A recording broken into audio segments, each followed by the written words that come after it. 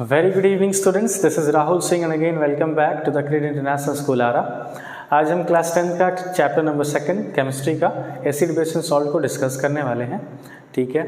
और please make sure कि आपने चैप्टर नंबर 1 पढ़ रखा है जो कि है chemical reaction and it's equation. और स्पेशली वो 4 टाइप्स ऑफ रिएक्शन जो हैं, displacement reaction, double displacement, combination reaction, decomposition reaction, ये अगर अच्छे से आपको क्लियर है बहुत मज़ा आने वाला है इस चैप्टर में आपको। और अगर नहीं है तो प्लीज़ फटाफट से पढ़ लें, उसके बाद इस वीडियो को देखें, ओके। तो देखें फटाफट से एक बात और है कि इस चैप्टर में जो बेसिकली हमें एनसीईआरटी जो हमें उनके बुक में हमें जो मिलती हैं कि वो पहले थोड़ा सा बेसिक कंसेप्ट पढ़ाते हैं, उसके बाद वो इंडिकेटर्स पे आते हैं, फिर एसिड, फिर बेस, फिर सॉल्ट, उनकी प्रॉपर्टीज़, और देन पीएच वैल्यू पे आते हैं, वो पीएच स्केल पे आते हैं, पीएच इन एवरीडे लाइफ वगैरह पे सबसे आखिर में आते हैं। तो हम वो पैटर्न यूज़ नहीं करने वाले हैं, हम थोड़ा सा उसको और सिंप्लीफाइड करने के लिए एक हम ऐसा पैटर्न से चलेंगे। पहले हम थोड़ा सा बेसिक कंसेप्ट लेंगे उसके बारे में कि एसिड क्या होते हैं, बेसिक सॉल्यूशन क्या होते हैं, न्यूट्रल क्या होता है, और उसके बाद फिर उनके बारे में अच्छे से पढ़ना है। एसिड, उनकी फिजिकल प्रॉपर्टीज़, उनकी केमिकल प्रॉपर्टीज़, बेस, उसकी फिजिकल प्रॉपर्टीज़, केमिकल प्रॉपर्टीज़, उसके बाद हम जाएंगे इंडिकेटर्स पे तो ज़्यादा बेटर होगा। और इंडिकेटर्स कहने का मतलब है हम पीएच को नहीं छोड़ने वाले, हम पूरा का पूरा इंडिकेटर, जितने भी इंडिकेटर्स हैं वो सारे पढ़ेंगे वहाँ पे। And then we will shift towards salt और उसकी फैमिली पे, और उससे रिलेटेड जो भी प्रोडक्ट्स हमें मिलते हैं, बेकिंग सोडा, वॉशिंग सोडा जो आप पढ़ रखे हो, वो चीज़ें हम करने वाले हैं, ठीक है। सॉरी आप पढ़ नहीं रखे हो, मैं पढ़ाऊँगा आपको, ठीक है। तो स्टार्ट करें, चलिए। Starting with the basic concepts कि जो हमारा एसिड, बेस और सॉल्ट होता क्या है। अभी देखें ये सारा खेल बेटा आयंस का है, ठीक है। और कौन से आयंस का है? H+ आयंस और OH- आयंस का है, ठीक है। अभी समझ नहीं आ रही होगी, आएगी समझ में। जैसे आप जो टर्म यूज़ करते हो एसिड, जो टर्म यूज़ करते हो बेस, वो हम कैसे पता करते हैं कि कोई भी चीज़ एसिड है या कोई भी चीज़ बेस है? आखिर ये है क्या? आप नॉर्मली क्लास 7 में, क्लास 6 में, क्लास 8 तक ये सारी चीज़ें समझते हैं कि एक एसिड एक सब्सटेंस है जो कि सोर इन टेस्ट होता है, कोरोसिव इन नेचर होता है, ब्लू लिटमस को रेड में कन्वर्ट करता है एसिड, और बेस क्या है? वही ओजस उल्टा रेड को ब्लू में कन्वर्ट करता है, वो बिटर इन टेस्ट होता है। ये सारी चीज़ें आप पढ़ रखें। बट अब सिंस आप क्लास 10th में आ गए हैं तो इस चीज़ की थोड़ी सी असली वजह समझें, ठीक है। तो मैंने क्या बताया, ये किस चीज़ पर डिपेंड करता है, खेल किस चीज़ का है? H+ आयंस और OH- आयंस का खेल है, समझिएगा। आपके पास जो बेटा पानी होता है ना, पानी, वो किस चीज़ से बना हुआ रहता है? वो होता है क्या एक्चुअली? उसकी अगर हम केमिकल फॉर्मूला जाने तो वो होता है H2O। क्या होता है बेटा? वो होता है H2O, है ना। और इस H2O के अंदर से क्या निकलता है? इसके अंदर होता है H+ आयंस और OH- आयंस। H2O कैसे बनता है बेटा? H+ आयंस और OH- आयंस। और ये दोनों लोग ही अभी देखना एसिड को जन्म देंगे और बेस को जन्म देंगे, ठीक है। कैसे जन्म देंगे देखिएगा।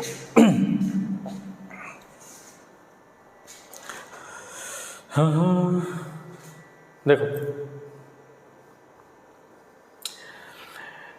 एक बात यहाँ से समझते चलें कि जो वाटर का मॉलिक्यूल होता है, जो भी वाटर का मॉलिक्यूल होता है, उसके अंदर H+ आयंस और OH- आयंस की कंसंट्रेशन बिल्कुल इक्वल होती है, बिल्कुल बराबर होती है। कहने का मतलब है कि suppose I am having a beaker, ठीक है, जिसके अंदर पानी है और उस पानी में 100 मॉलिक्यूल्स ऑफ H2O है। बात को समझना, जहाँ तक पहुँचाने की कोशिश कर रहा हूँ।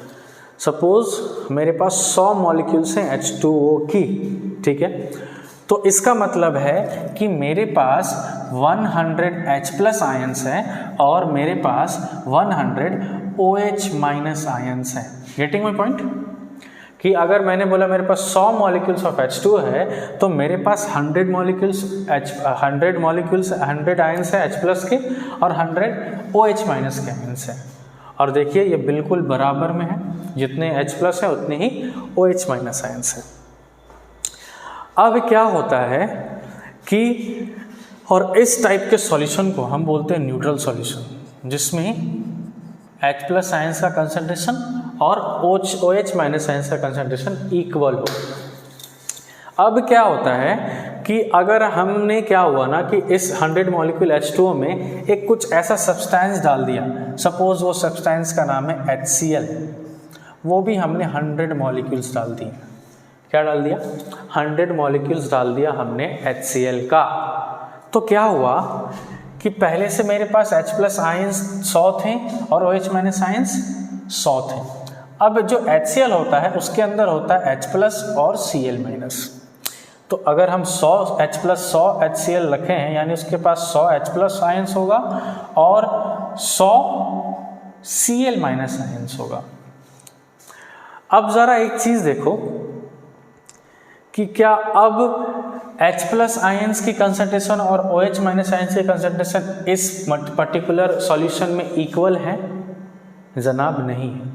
क्यों? क्योंकि अब इसके अंदर 200 H+ आयंस हो गए हैं और 100 ही OH- आयंस है। देख ना, H+ पहले तो H2O का था, H2O में से जो H+ था, और HCl डालने के बाद H+ आयंस 100 और बढ़ गए। मतलब हमारा कुल कितना हो गया? H+ आयंस 200, लेकिन OH- अभी भी मेरे पास कितनी है? 100 है। इस टाइप के सॉल्यूशन को बोलेंगे हम एसिडिक सॉल्यूशन। इसको बोलेंगे हम लोग एसिडिक सॉल्यूशन। तो इससे आपको थोड़ा सा अंदाज़ा हो गया होगा कि हम एसिड किसको बोलते हैं। तो हम एसिड उस सब्सटेंस को बोलते हैं जिसको पानी में डालने से H+ आयंस की कंसंट्रेशन में बढ़ोतरी करवा दे, बढ़ा दे, उसको क्या बोलेंगे? वो एसिड है। तो एसिड आर दो सब्सटेंस जो कि क्या करते हैं, जब पानी में मिलते हैं तो वो H+ आयंस की कंसंट्रेशन को बढ़ा देते हैं। एक और इसका डेफिनेशन होता है कि एसिड आर दो सब्सटेंस जो कि एसिड H+ आयंस रिलीज करते हैं जब वो पानी में डाला जाता है। तो बेटा पानी में जब डालेंगे तो H+ आयंस रिलीज करता, कहने का तात्पर्य ये है कि अब चूंकि हमारे पास ये न्यूट्रल चल रहा था इक्वेशन, ठीक है, न्यूट्रल इक्वेशन चल रहा था ना, 100 H+ और 100 OH- थे। लेकिन जैसे इसके डालने से क्या हुआ, हमारे इस पर्टिकुलर सॉल्यूशन में 100 H+ आयंस जो है वो इधर उधर मंडराने लग रहे थे, घूमने लग रहे थे, क्योंकि उसको पकड़ने वाला कोई नहीं था, है ना। लेकिन यहाँ पे जो पहले हमारे पास जो 100 H+ आयंस थे उसको पकड़ने वाला कौन था? 100 OH- आयंस थे। तो हमने ये देखा कि इस पर्टिकुलर सॉल्यूशन में H+ आयंस की कंसंट्रेशन जो है वो बढ़ गई। तो इस पर्टिकुलर सॉल्यूशन को हम क्या बोल देते हैं? Acidic solution. Suppose same beaker है, इसमें 100 मॉलिक्यूल्स ऑफ H2O था, अब हमने इसमें डाल दिया हुआ है 100 मॉलिक्यूल्स ऑफ NaOH, एक अलग सब्सटेंस लिया, उसका भी 100 मॉलिक्यूल इसके अंदर डाल दिया। क्लियर है? तो इसके वजह से हमें 100 H+ आयंस मिले और 100 OH- आयंस मिले। यहाँ से निकलता है हमारा Na+ और OH- आयंस। तो पॉजिटिव वाले को एक साइड लिख देते हैं, यानी हमारे पास 100 Na+ निकले होंगे और सॉरी ये इसको यहाँ पे इक्वल टू क्यू कर रहा हूँ मैं, और हमारे पास निकले होंगे 100 OH- आयंस। अब इस केस में देखो क्या हो रहा है कि हमारे पास H+ आयंस की कंसंट्रेशन तो 100 ही थी, बट OH- आयंस की कंसंट्रेशन कितनी हो गई इस पर्टिकुलर सॉल्यूशन में? 200। Getting my point? मतलब OH- आयंस की कंसंट्रेशन बढ़ गई, इसलिए अब इस पर्टिकुलर सॉल्यूशन का नाम होगा बेसिक सॉल्यूशन। तो यहाँ से हमें एक और डेफिनेशन मिल गया, बेसिक के बारे में अंदाज़ा हो गया कि ऐसा सब्सटेंस, बेसिक सॉल्यूशन क्या होता है? बेसिकली ऐसा सॉल्यूशन जिसमें OH- आयंस की कंसंट्रेशन ज़्यादा हो। और बेस हम किसको बोलेंगे? ऐसा सब्सटेंस जो कि जब पानी में डलता है, जिसको जब हम पानी में डालते हैं तो वो OH माइनस आयंस रिलीज करता हो या OH माइनस आयंस की कंसंट्रेशन उस पर्टिकुलर सॉल्यूशन में बढ़ा देता हो। Getting my point? I hope it is clear. Okay, let's back to our PDF। तो यहाँ पे देखो, मैंने जो बताया कि न्यूट्रल वाटर में क्या होता है, H+ आयंस की नंबर और OH माइनस आयंस की नंबर बराबर। और as per acid base concept एक हमारे पास थ्योरी है अरहेनियस की, जो कि आई थी कब? सन 1888 में, 87 में। अरहेनियस साहब ने एक कंसेप्ट दिया हुआ था about the acid and base कि जब किसी भी एसिड को पानी में डालोगे तो वो H+ आयंस रिलीज करेंगे, या फिर इसको उल्टा तरीके से बोलें कि किसी भी सब्सटेंस को हमने पानी में डाला और उसने H+ आयंस रिलीज किया तो हम बोलेंगे वो पर्टिकुलर सब्सटेंस एसिड है। और अगर किसी सब्सटेंस को हमने पानी में डाला और उसने OH माइनस आयंस रिलीज करा या उसकी कंसंट्रेशन बढ़ा दी तो हम क्या बोलेंगे, वो बेस है। क्लियर है? Example, NaOH is a base and HCl is a acid. NaOH को भी मैंने दिखाया कि पानी में डालेंगे तो OH माइनस आयंस की कंसंट्रेशन बढ़ा दे रहा था, और HCl को जब एसिड में डाल रहे थे, सॉरी पानी में डाल रहे थे, तो वो H+ आयंस की कंसंट्रेशन बढ़ा दे रहा था। ओके, हाँ, ये जो मैंने समझाया आपको, देखिए यहाँ पे उसने बताया है कि H+ आयंस की कंसंट्रेशन कितनी है, 5, OH माइनस की कंसंट्रेशन कितनी है, 5। देखिए 1 2 3 4 5 और OH माइनस 1 2 3 4 5, तो ये क्या हो गया, न्यूट्रल सॉल्यूशन। अब यहाँ पे क्या है, यहाँ पे 1 2 3 4 5 6 हमारे पास H+ आयंस है और 1 2 3 4 5 हमारे पास OH माइनस आयंस है। मतलब यहाँ पे बढ़ोतरी किसकी हुई है, ज़्यादा नंबर में कौन है, H+ आयंस, पॉजिटिव आयंस। तो ये पर्टिकुलर सॉल्यूशन को हमने क्या नाम दिया है, एसिडिक सॉल्यूशन। और यहाँ पे बेसिक सॉल्यूशन में जस्ट उल्टा केस होगा, OH माइनस 6 है और H+ आयंस 5 है। तो इस पर्टिकुलर सॉल्यूशन को हमने क्या नाम दे दिया है, basic solution. I hope it is very much clear to you. चलो, ये थे कुछ बेसिक कंसेप्ट्स जहाँ पे हमने समझ लिया एसिड और बेस के बारे में, एसिडिक सॉल्यूशन के बारे में और बेसिक सॉल्यूशन के बारे में। हमने यहाँ पे जो बचपना वाली जो कंसेप्ट है उसको अभी बिल्कुल नहीं लाया है, सॉर इंटेस्ट वगैरह वगैरह वो बिल्कुल अभी नहीं लाए हैं, आपको क्लास 10th के लेवल के हिसाब से स्टार्ट कर रहे हैं, ठीक है। ओके, अब हम एसिड के बारे में पढ़ते हैं अच्छे से, डीप अंडरस्टैंडिंग के लिए उनके फिजिकल प्रॉपर्टीज, उनकी केमिकल प्रॉपर्टीज पढ़ते हैं, ठीक है। तो डेफिनेशन वाइज चले तो दो substance that dissociates in water to form hydrogen ions, it increases the number of hydrogen ions in the water as per Arrhenius acid base theory. तो एसिड क्या होते हैं, ऐसे सब्सटेंस जो कि डिसोसिएट करते हैं पानी में, मतलब डिसोसिएशन का मतलब होता है पानी के अंदर जब गए तो आयंस के फॉर्म में टूट गए, सारे मिल गए, घुल गए, ठीक है, डिसॉल्व हो गए, और क्या डिसॉल्व होकर के क्या कर दिए, कारनामा हाइड्रोजन आयंस रिलीज कर दिए या उनकी बढ़ोतरी कर दी। ऐसे सब्सटेंस जो कि डिसोसिएट हो जाए वाटर में, मतलब अपने आयंस के फॉर्म में ब्रेक हो जाए, और वो आयंस का नाम क्या है जिसमें वो ब्रेक हो, हाइड्रोजन आयंस, ठीक है, टू फॉर्म हाइड्रोजन आयंस। और ये जब भी जाते हैं किसी भी पानी में जब भी जाते हैं तो वो H+ आयंस की कंसंट्रेशन को बढ़ा देते हैं। जैसे HCl है, ये HCl को जब पानी में डालेंगे तो H+ आयंस और Cl- आयंस में वो कन्वर्ट हो जाएंगे। सर कैसे पता लगा कि वो पानी में मिला हुआ है? बेटा देखो यहाँ पे एक्वस लिखा हुआ है, एक्वस का मतलब वो पानी में मिला हुआ है। Okay, types of acids.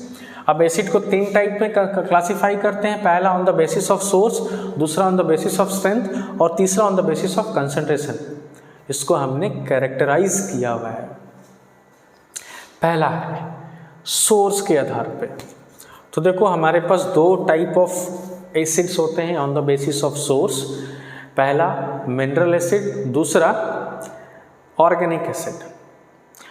हमारे पास पहले ऑर्गेनिक एसिड्स ही उपलब्ध थी, बहुत पुराने ज़माने की बात कर रहा हूँ, और अगर पुराने ज़माने की बात करूँ तो इससे थोड़ा सा अंदाज़ा हो गया होगा कि अगर ऑर्गेनिक एसिड जो पहले था,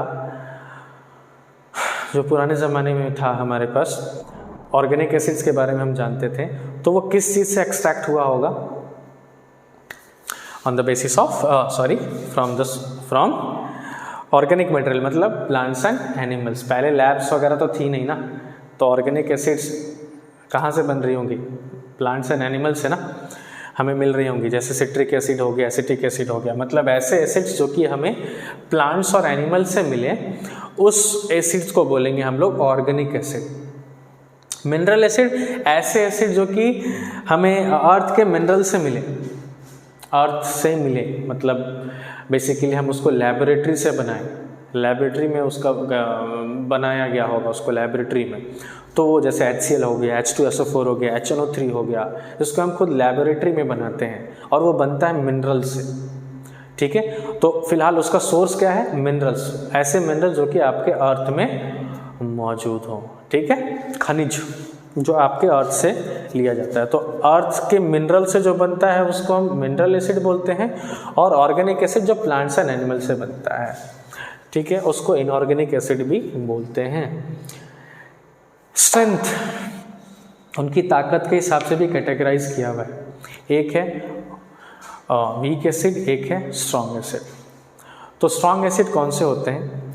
तो स्ट्रॉन्ग एसिड वो लोग हैं, बेसिकली मिनरल एसिड जो भी होते हैं वो स्ट्रॉन्ग एसिड होते हैं, मतलब सारे नहीं, मतलब most of the mineral acids are strong as compare to the organic acid.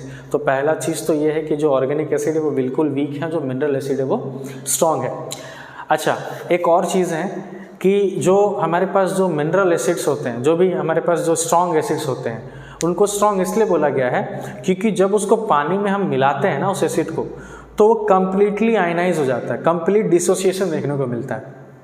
मतलब कि अगर 100 H+ आयंस कंसंट्रेशन डाला हुआ है, अगर हमने किसी पर्टिकुलर, यहाँ पे पानी है, पानी में 100 मॉलिक्यूल ऑफ H2O है, उसमें अगर हमने 100 मॉलिक्यूल HCl के डाले हैं, तो बेटा ये पूरा का पूरा 100 का 100 HCl जो है ना वो डिसोसिएट हो जाए, मतलब हमें 100 का 100 H+ आयंस मिले और 100 Cl- आयंस मिले।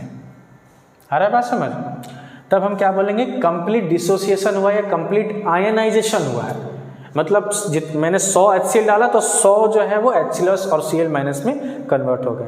लेकिन सपोज हमने 100 डाला और 50 H+ आयंस ही और 50 Cl- आयंस ही आयनाइज हुए हमें देखने को मिले, इसका मतलब ये कंप्लीट आयनाइजेशन नहीं हुआ है, बस आधा हिस्सा ही हमारा आयनाइज हुआ है, डिसोसिएट हुआ है, टूटा हुआ है आयंस में, बाकी लोग जो है वो डिसोसिएट नहीं हुए हैं, आयनाइज नहीं हुए। क्लियर हुआ बात? तो वापस से हम आते हैं उस पर। तो स्ट्रॉन्ग एसिड ऐसे एसिड्स होंगे जो कि पानी में जब मिलाएंगे तो कंप्लीट आयनाइजेशन देखने को हमें मिलेगा। लेकिन वीक एसिड्स कौन से एसिड होंगे? जो कि इनकम्प्लीट आयनाइजेशन होंगे, जिसका जो कि पूरा का पूरा H+ आयंस को उस पर्टिकुलर एसिड में से जितने भी H+ आयंस है सबको वो आयनाइज नहीं कर देगा, है ना। हाँ, तो which can be dissociated completely in water, और वीक एसिड क्या है? जो कि कंप्लीट डिसोसिएशन जिसका नहीं होगा। Example HCl, H2SO4, HNO3, HBr, HI, HClO3, HClO3 यहाँ पे 4 है, O3, H2CO3 कार्बनिक एसिड, ये सारे लोग जो हैं वो स्ट्रॉन्ग एसिड हैं। ठीक है, हालांकि ये कार्बनिक एसिड इधर होगा, वीक एसिड में होगा। ठीक है बेटा, वो वीक एसिड है। ओके, यहाँ पे ये सारे देख लो, सल्फ्यूरिक एसिड हो गया, फॉस्फोरिक एसिड हो गया, एसिटिक एसिड हो गया, फॉर्मिक एसिड हो गया, ये सारे कौन से हैं?